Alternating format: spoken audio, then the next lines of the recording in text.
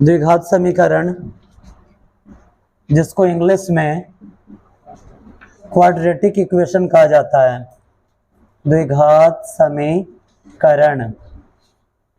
और अगर प्रश्नावली का बात किया जाए तो हमारा जो प्रश्नावली है 3 का बी आज प्रारंभ हो रहा है और ये भारती भवन का बुक है, जिसमें पेज संख्या 107 है। कितना है? तो पेज संख्या 107 है।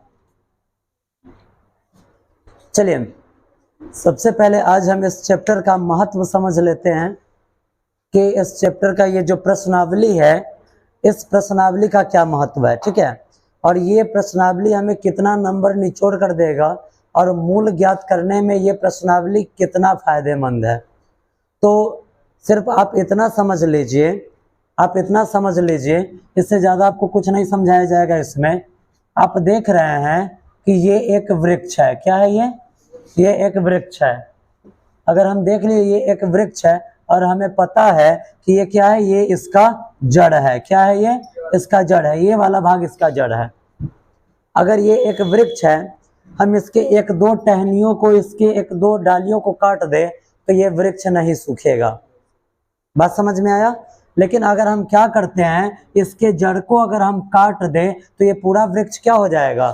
सूख जाएगा। यानी कि अगर किसी वृक्ष के जड़ को काट दिया जाता है तो इस पूरा वृक्ष का अस्तित्व खत्म हो जाता है। वही समझिए कि द्विघात समीकरण में ये जो एक्सरसाइज 3 का बी है, इस पूरा द्विघात का जड़ है। बात समझ में आया? अगर आप द्विघात में 3 के बी को ढंग से पढ़ जाते हैं तो मुझे नहीं लगता है कि आपको द्विघात में कभी कोई प्रॉब्लम होगा। ठीक है, चलिए हम स्टार्ट करते हैं। और एक बात आप याद रखिएगा, हमेशा आपको कहा जाता है कि मैथ रटना नहीं है, समझना है। और याद क्या रखना है? तो सिर्फ लॉजिकों को। अगर आप लॉजिक को याद करने में सफल हो जाते हैं, अगर आप लॉजिक को याद रख पाते हैं तो पूरा गणित आपके झोली में है। ठीक है, और हमेशा आपको एक बात बताया जाता है कि आप कहीं पढ़ने जा रहे हैं या आपके कोई दोस्त होंगे, कोई फ्रेंड होंगे, तो वो आपको क्या कहते हैं कि गणित भारी है। कहते हैं ना, ये आपको हमेशा सुनने में आएगा, गणित भारी है। अब गणित भारी, इसका 2 ही रीजन हो सकता है। या तो जो आपको कह रहा है उसको खुद गणित नहीं आता है, नहीं तो आप जहाँ पढ़ रहे हैं उसको गणित समझाने नहीं आता है। ठीक है, 2 ही कंडीशन में गणित भारी हो सकता है। अगर ये दोनों कंडीशन आपके साथ नहीं है, अगर आप देख रहे हैं, आप जहाँ पढ़ रहे हैं, अगर आपको लग रहा है कि नहीं हम जहाँ पढ़ रहे हैं वहाँ पर हमको गणित बढ़िया से समझाया जा रहा है, तो आपको गणित भारी लगेगा ही नहीं। और अगर वहाँ से आप गणित सीख कर आ रहे हैं, दूसरा कोई व्यक्ति है जो आपको कह रहा है कि गणित भारी है, तो आप उसके भ्रामक स्थिति को भी दूर कर सकते हैं। कह रहे भाई हम तो पढ़ रहे हैं गणित, हमको कहाँ भारी लग रहा है, हम तो सारी क्वेश्चन बना रहे हैं। ठीक है, अब चलिए टाइम हम खराब नहीं करेंगे, सीधे हम आगे बढ़ते हैं। किधर? प्रश्नावली की तरफ। उससे पहले जैसे अगर एक घर बनाना है, एक अगर मकान हमें बनाना है, ठीक है, तो मकान बनाने के लिए हमें जिस रॉ मटेरियल का यानी कि कच्चे माल की आवश्यकता पड़ती है, जैसे एक हम मकान बनाने जा रहे हैं तो सबसे पहले हम क्या करते हैं, ईंट, बालू, गिट्टी, सीमेंट, छड़, सारी चीजें हम रख लेते हैं और उसके बाद हम मिस्त्री को ढूंढ कर लाते हैं। क्या कभी आपने ऐसा किया है कि पहले 5 दिन मिस्त्रियों को बुला कर ले आएंगे, रख लेंगे अपने घर पे और उसके बाद मटेरियल गिराएंगे, तो घर बन पाएगा क्या? नहीं।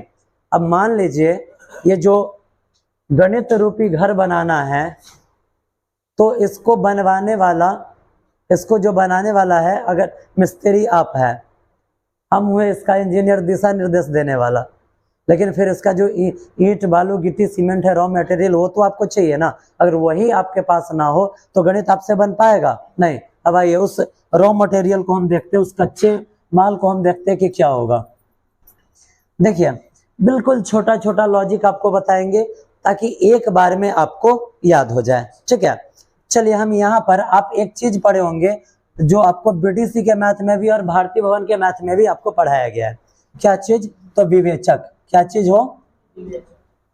देख रहे हैं, इसे हम किस चीज से सूचित करते हैं? डी से।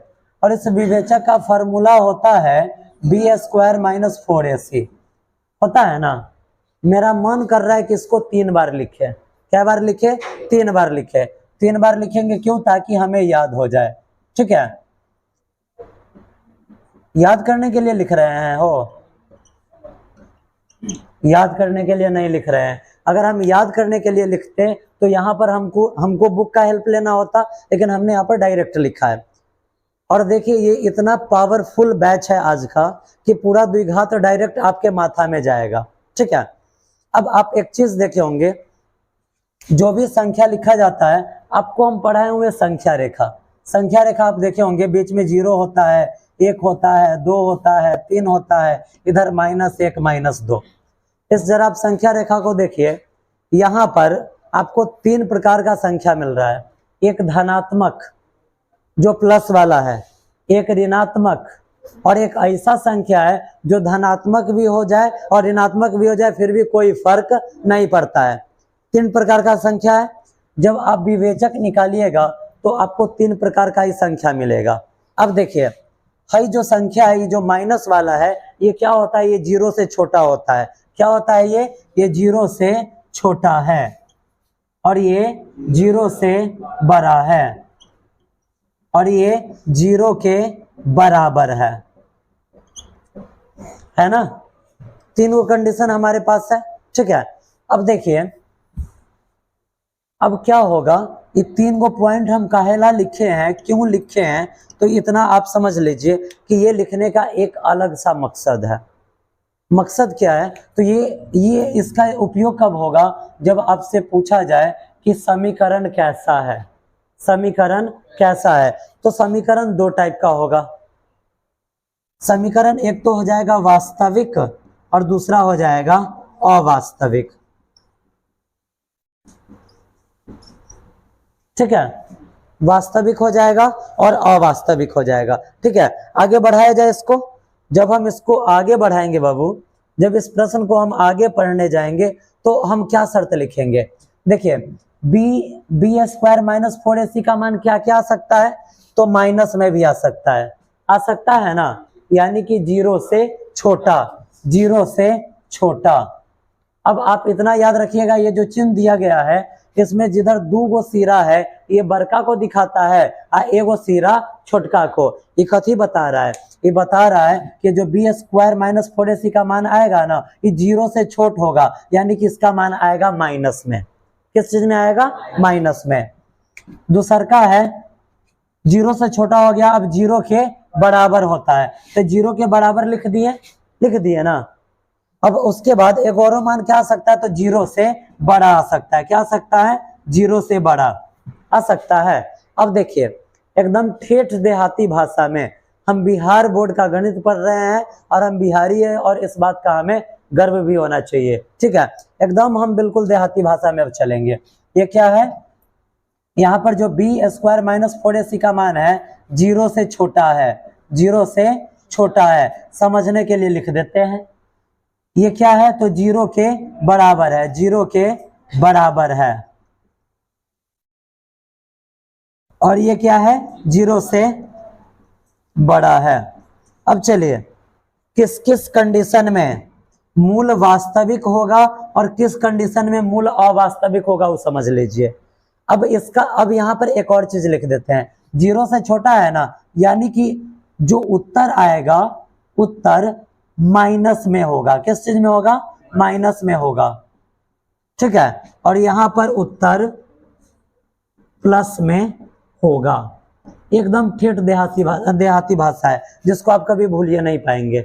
ठीक है, अब देखिए मूल वास्तविक कब होगा? तो मूल वास्तविक तब होगा जब b² - 4ac का मान किसके बराबर में हो? 0 के बराबर में हो।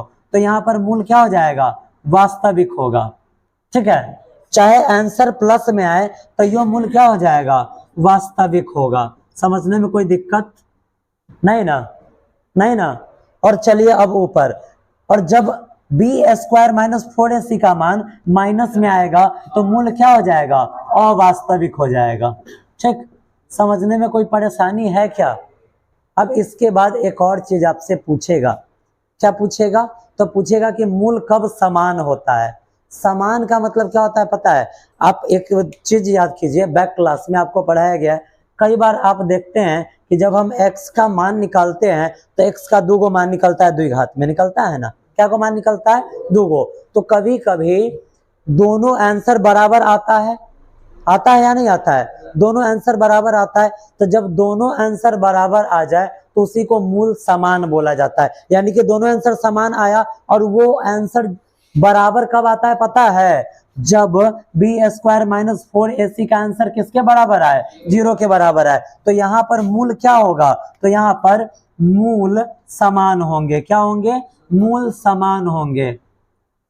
यानी कि जो आंसरवा निकलेगा ना हो, दोनों आंसर आपस में क्या हो जाएगा? बराबर हो जाएगा। समझने में कोई दिक्कत नहीं ना? अच्छा ये बताइए, आप कौन सा चैप्टर पढ़ रहे हैं? द्विघात का क्या आंसर निकलता है?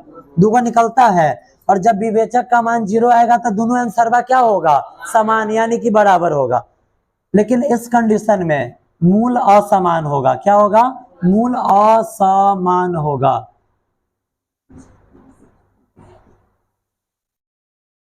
ठीक है। और यहां पर भी मूल क्या होगा? असमान होंगे। समझने में कोई दिक्कत हो? किसी को कुछ कंफ्यूजन है? थोड़ा सा भी है क्या इधर? नहीं ना? चलिए, ये तो आपका ये एक जादू का पिटारा हो गया, जिसके द्वारा अब आप टोटल मैथ बना पाएंगे। ठीक है, बनेगा ना? अब चलिए एक और चीज आपको बताया जाए। ये जो विवेचक है, विवेचक की प्रकृति भी पूछ देगा कभी कभार। क्या कि बताइए विवेचक की प्रकृति क्या है? विवेचक की क्या प्रकृति है? चलिए आप देखिए। ए बउआ, हमेशा बोलते कि फोटोकॉपी मत कीजिए, पहले समझ लीजिए। कभी कभी आपसे पूछेगा कि विवेचक की प्रकृति बताए। ठीक है, अब प्रकृति में क्या होगा? तो इस प्रकृति का मतलब यही हुआ कि विवेचक धनात्मक है या ऋणात्मक है। तो एक चीज आप याद रखिएगा, जब इस b² - 4ac का मान निकालने तो आपको आता है ना, समीकरण में से हम a ढूंढेंगे, b ढूंढेंगे, c ढूंढेंगे और इसमें डाल देंगे। अगर इसका मान माइनस में आ जाए, किस चीज में आ जाए? माइनस में, तो ये जो विवेचक होगा ये कैसा होगा? ये ऋणात्मक होगा। क्या होगा? ऋणात्मक होगा। लेकिन अगर इसका जो आंसर है किस चीज में आए? प्लस में आए, तो क्या हो जाएगा? धनात्मक हो जाएगा। समझने में कोई तकलीफ नहीं ना? इसकी प्रकृति अगर पूछे तो अगर b² - 4ac का मान माइनस में आया तो ऋणात्मक हो जाएगा, और अगर b² - 4ac का मान प्लस में आया तो धनात्मक होगा। कहीं कुछ कंफ्यूजन है क्या? इतना क्लियर है सबका? अगर इतना आपका क्लियर है तो 100% पूरा प्रश्न आपको समझ में आएगा। ठीक है, फिलहाल हमें समझना है, इसलिए हम इसको नहीं मिटाएंगे और इधर थोड़ी दूर में हम अपने कामों को कर लेंगे। ठीक है, आगे बढ़ाया जाए। आज का इस चैप्टर का परिचय यही खत्म होता है। आपको 2-3 वीडियो इसका नहीं दिया जाएगा। इससे पहला जो एक्सरसाइज हमें पढ़ाया गया था उसमें एक परिचय का अलग से वीडियो था और उसके बाद प्रश्नावली का अलग से था। लेकिन आज का जो वीडियो है एक ही में आपको परिचय, क्योंकि परिचय इसका छोटा था तो परिचय भी दे दिया गया है। और आज ही हम अपना एक्सरसाइज भी स्टार्ट करते हैं, और जहां अधिक से अधिक प्रश्न हो आज हम डील कर लेते हैं, और आप नेक्स्ट क्लास में अपना होमवर्क चेक करवा लेंगे। जो भी प्रॉब्लम होगा, अनमोल ठाकुर रिसर्च सेंटर से जुड़े हुए बच्चे वीडियो के कमेंट सेक्शन में जाकर कमेंट भी कर लेंगे कि ये इतना नंबर प्रश्न मेरा प्रॉब्लम है। आपका प्रॉब्लम जल्दी ही सॉल्व किया जाएगा, और बाद बाकी जो यहाँ पर ऑफलाइन माध्यम से जो बच्चे पढ़ रहे हैं उनका प्रॉब्लम भी सॉल्व कर दिया जाएगा। चलिए, आज जो हमें पढ़ना है प्रश्नावली हमारा 3 का भी है, पेज 107 है, और भारतीय भवन का बुक है। आप बुक को सामने रखेंगे और एक बार सिर्फ प्रश्न पर देखना है। उसके बाद आपका ध्यान कहाँ केंद्रित होना चाहिए? बोर्ड पे। ठीक है, बोर्ड से ध्यान इधर उधर नहीं जाना चाहिए। अगर आपका ध्यान बोर्ड पर है तो मुझे नहीं लग रहा है कि आपको एक अलग से नोट्स बनाने की आवश्यकता है, आप डायरेक्ट गणित को बना सकते हैं। ठीक है, चलिए पहला नंबर प्रश्न की तरफ हम चलते हैं। और देखिए, खुद ब खुद आपको लगेगा कि अरे भाई अब ये सारी चीज तो हम पढ़ ही चुके हैं। कब? जब ये चीज हमें याद है तब सिर्फ इतना ध्यान रखना है कि जब बी स्क्वायर माइनस 4ac का मान माइनस में आएगा तब मूल अवास्तविक होगा, मूल असमान होगा। ठीक है, अगर ये जो अवास्तविक है हम कह देंगे कि इसका जो हल है, ये जो प्रकृति है समीकरण का, अगर ये पूछेगा कि समीकरण की प्रकृति कैसी है तो समीकरण अवास्तविक है। ठीक है, ये समीकरण की प्रकृति को भी ये दर्शाएगा।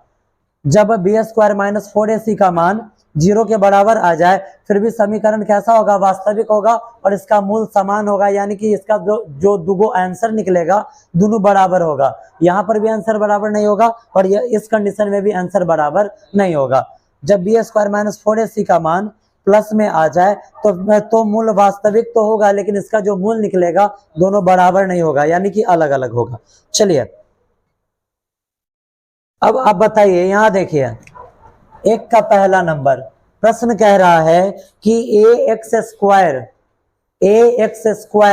Plus bx plus c, ax square plus bx plus c के बराबर में 0 है।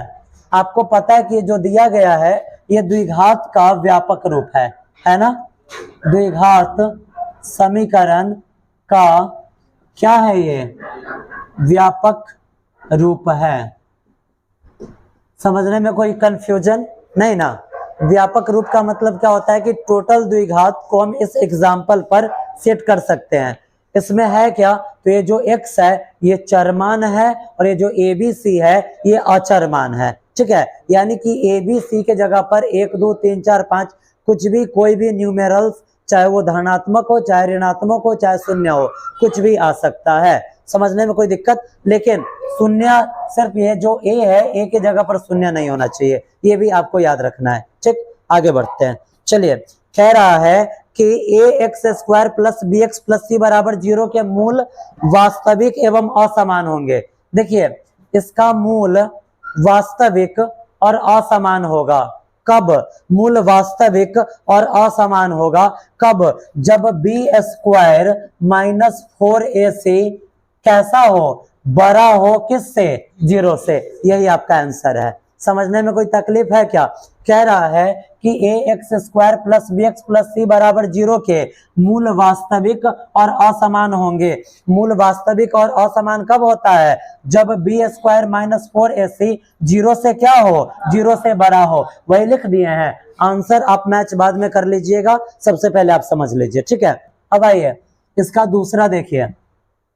दूसरा भी वही कह रहा है कि ax square plus bx plus c बराबर 0 के मूल वास्तविक और समान होंगे। मूल क्या होंगे, वास्तविक और समान। वास्तविक और समान, वास्तविक और समान कब होगा, जब b स्क्वायर माइनस 4ac का मान क्या होता है, 0 के बराबर होता है। यही इसका आपका हो गया आंसर। अब चलिए इसका तीसरा देखिए। तीसरा प्रश्न कह रहा है कि ax square plus bx plus c बराबर 0 के मूल वास्तविक नहीं होंगे। मूल वास्तविक नहीं होंगे, इसका मतलब क्या हुआ कि मूल क्या हो जाएगा, अवास्तविक हो जाएगा। वास्तविक नहीं होगा तो अवास्तविक होगा, यही होगा ना। तो मूल अवास्तविक कब होगा, तो मूल अवास्तविक तब होगा जब b स्क्वायर माइनस 4ac का मान क्या हो, 0 से छोटा हो। 0 से क्या हो जाए, छोटा हो जाए। समझने में कोई तकलीफ है क्या, नहीं ना। आप 5 क्लास में पढ़े होंगे, ये जो चिन्ह है से बड़ा का है, बराबर का है, और ये से छोटा का है, पढ़े हुए हैं। चलिए आगे बढ़ते हैं। इसी का चौथा नंबर देखिए। ए बाबू यहां देखिए, कह रहा है कि बी स्क्वायर माइनस 4ac, यहां देखिए कह रहा है कि बी स्क्वायर माइनस 4ac बड़ा है 0 से। बी स्क्वायर माइनस 4ac क्या है, बड़ा है 0 से।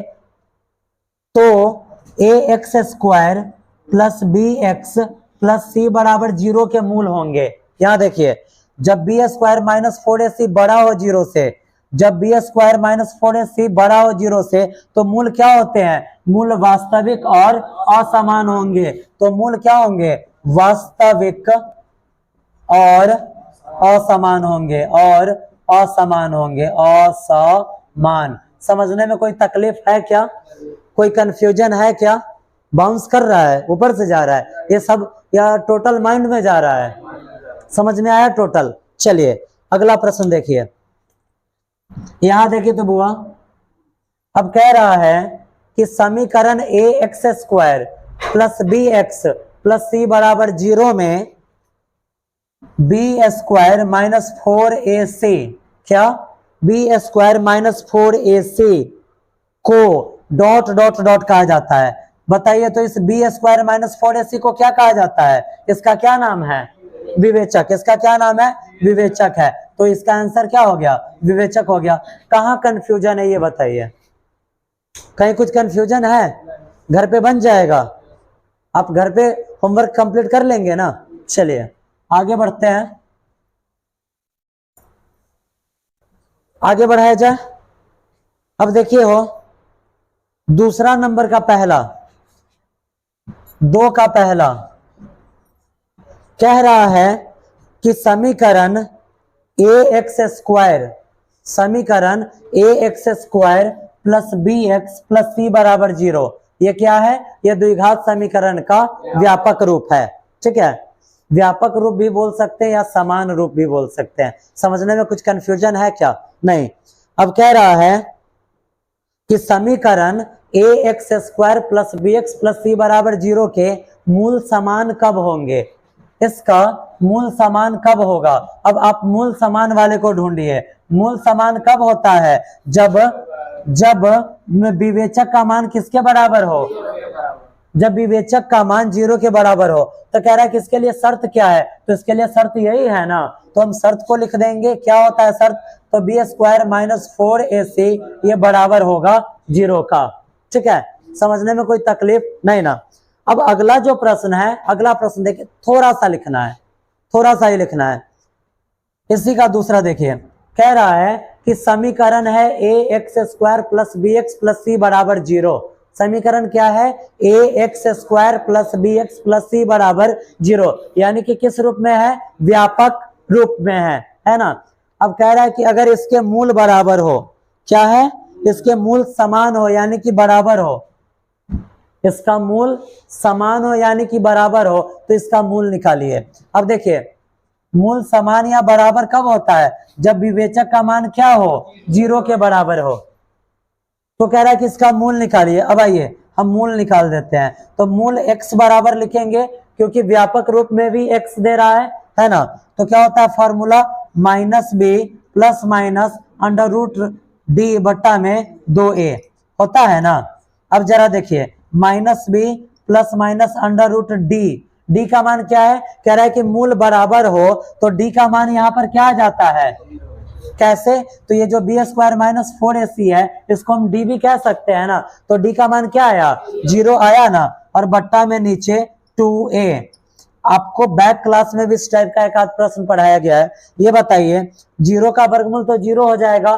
क्यों? क्योंकि हम 0 को 0 गुने 0 लिखकर स्क्वायर में लाकर रूट को काट सकते हैं।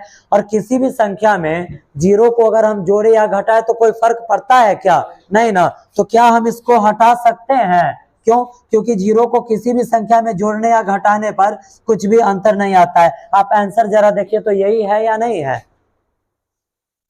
यही है ना? 2 का दूसरा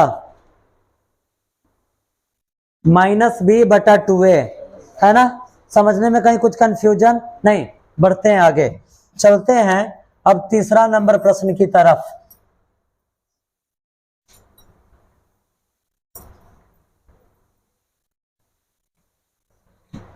देखिए बुआ, अब वही चीज अभी जो विवेचक का चिन्ह बताए हैं कि विवेचक का चिन्ह 2 टाइप का हो सकता है। कौन कौन? धनात्मक, ऋणात्मक बताए हैं ना? धनात्मक कब होता है? जब विवेचक का मान प्लस हो, ठीक है, या प्लस में हो। और ऋणात्मक कब होता है? जब विवेचक का मान माइनस में हो या माइनस हो। ठीक है, अब देखिए 3 नंबर प्रश्न, इतना मजेदार चैप्टर है कि अगर आपको ये चीजें याद है तो पूरा डायरेक्ट आपके माइंड में प्रश्न जाएगा, इधर उधर से बाउंस करने का कोई बात ही नहीं है। और आदमी कहता है ना कि गणित पूरा समझ में नहीं आता है, 100% समझ में आएगा। बात समझ रहे हैं?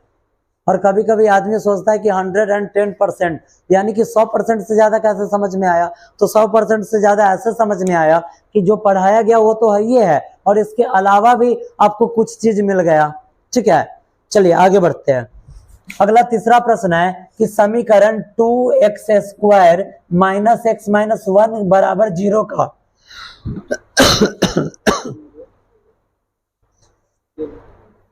देखिए कह रहा है कि समीकरण 2x² माइनस x माइनस 1 बराबर 0 के लिए विविक्तर या विवेचक का चिन्ह लिखिए। आपको पहले भी बताया गया है कि विविक्तर और विवेचक दोनों एक ही चीजें हैं, इसमें कोई अंतर नहीं है। ठीक है, चलिए आप तो विवेचक पढ़े हुए हैं, निकाले हुए हैं विवेचक, कैसे निकालते हैं? तो सबसे पहले हमें ए, बी और सी लिखना होगा ना।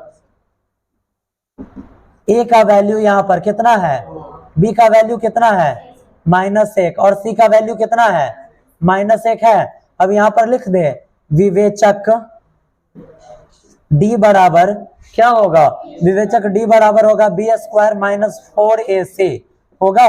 b का मान क्या है -1 का स्क्वायर माइनस 4 इंटू ए के जगह पर क्या है 2 है, और c के जगह पर -1। आगे बढ़ाएंगे, माइनस का स्क्वायर प्लस और 1 का स्क्वायर 1, माइनस माइनस प्लस, 4 दूना 8 और 8 एकम 8। आगे बढ़ाएंगे, 8 और 1 9। बताइए तो यहाँ पर कहीं पर भी माइनस लगा हुआ है क्या? हमारा जो आंसर आया माइनस में आया है या प्लस में? प्लस में। किस चीज में आया?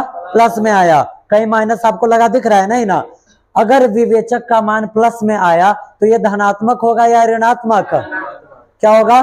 धनात्मक होगा। आप आंसर मैच कर लीजिए, धनात्मक ही लिखा हुआ है, लिखेंगे यहाँ पर धनात्मक। क्या लिखेंगे? धनात्मक। यही आपका हो जाएगा जवाब। समझने में कुछ कंफ्यूजन नहीं ना? बढ़े आगे। 7वां प्रश्न है आपका कि मूल ज्ञात न कर निम्नलिखित समीकरणों के मूलों की प्रकृति ज्ञात कीजिए। 7वां नंबर हमारा जो प्रश्न है, 7 नंबर प्रश्न है कि मूल ज्ञात न कर यानी कि मूल नहीं निकालना है। मूल ज्ञात न कर निम्नलिखित समीकरणों के मूलों की प्रकृति बताएं। मूल आपको नहीं निकालना है, मूल निकालना आपको बाद में पढ़ाया जाएगा जब प्रश्न का डिमांड हो। और मूल निकालने तो आप लोगों को आता भी है। मूल का फॉर्मूला क्या होता है? तो मूल x बराबर -b प्लस माइनस √d/2a होता है। ठीक है, आपको निकालने भी आता है। अब चलिए यहाँ पे 7 का पहला प्रश्न है 5x² माइनस 4x प्लस में 2 है, इसके बराबर में क्या है 0 है। कह रहा है कि मूल नहीं निकालना है, आपको सिर्फ मूलों की प्रकृति बताना है। तो मूल की प्रकृति हम किस चीज से बता सकते हैं? विवेचक से बता सकते हैं ना। किस चीज से बता सकते हैं? विवेचक से। चलिए आगे बढ़ाते हैं। अब हम यहाँ लिखेंगे a बराबर 5, b बराबर -4 और c बराबर 2। अब ये ABC कहां से आता है इसे बताने की तो आवश्यकता नहीं है ना। चलिए आगे बढ़ते हैं। जब हम आगे बढ़ेंगे तो अब यहाँ लिखेंगे विवेचक d बराबर b² माइनस 4ac। ठीक है, b का वैल्यू क्या है? तो -4 का स्क्वायर माइनस 4, a का वैल्यू 5 और c का वैल्यू क्या है 2 है। आगे बढ़ाए, माइनस का स्क्वायर क्या होता है? प्लस होता है, और 4 का स्क्वायर 16, माइनस 4 पंचे 20 और 20 दूना 40। जब 16 में से 40 जाएगा तो क्या आएगा? -24 आएगा। आपका आंसर किस चीज में आया? माइनस वाला रूम कौन सा है? पहला या दूसरा या तीसरा? कौन सा रूम है? पहला है। पहला में लिखा हुआ है उत्तर माइनस में होगा, लिखा हुआ है ना। माइनस में आंसर आया तो मूल क्या हो जाएगा? अवास्तविक तथा असमान। लिखेंगे मूल अवास्तविक तथा असमान होंगे। समझने में कोई परेशानी नहीं ना? क्लियर है? कहीं किसी को कुछ कंफ्यूजन नहीं ना? अगर समझने की बात की जाए तो 100 में कितना % समझ में आया बताइए? 100 में कितना %? अगर आपको ये बोला जाए कि आप मतलब समझने के हिसाब से स्टार रेट कीजिए कि कितना कितना स्टार आपको समझ में आया है, और आपको पता है कि स्टार 5 को दिया जाता है, तो आप कितना स्टार देंगे? हाँ 5 को। बताइए मातो जी, कितना स्टार इसमें होना चाहिए? 5 को। पक्का सबको पूरा समझ में आया? चलिए मिलते हैं अपने नेक्स्ट क्लास में। आप लोग 7 तक पूरा होमवर्क कंप्लीट करके आएंगे, क्योंकि यहाँ पर आपको एक भी प्रश्न में कंफ्यूजन उत्पन्न होने वाला नहीं है।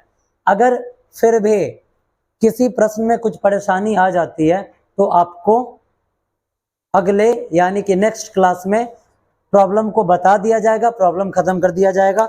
मिलते हैं फिर से अपने नेक्स्ट क्लास में।